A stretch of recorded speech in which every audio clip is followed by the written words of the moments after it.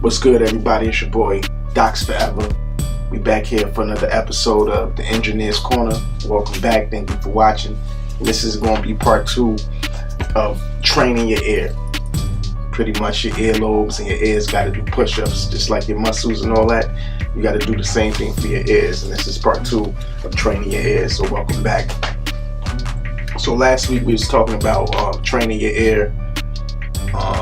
Pretty much learning how to listen to music outside of the studio, so you can understand how things translate from the studio to outside of the studio. So pretty much speaking about going to the club or wherever, your headphones or any place else that you go to listen to music. So this week we're going to talk about training your ear inside the studio. Now, this is very important because the major thing you got to understand about training your ear inside the studio is you have to understand your room.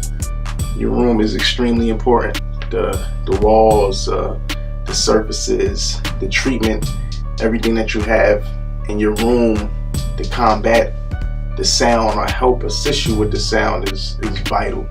And the relationship you have with your room is going to mean a lot, because say if your room isn't very well treated, right, and you have a little bit of treatment, you still have to understand, your ear has to understand how that room or what that room is doing to the sound, so you can understand what you might have to make adjustments with based on how your room is set up, you know. So if I didn't have any treatment in here, but I do have treatment in here regardless, right, I know that certain mids might be a little bit punchier or even a little bit dull, because that's what my room does to it. So I have to make that adjustment in my mixes.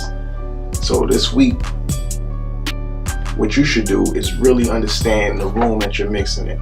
You know, think about, you know, when you take your songs out the studio and listen to it in the car, is your room telling you the truth about what you're hearing?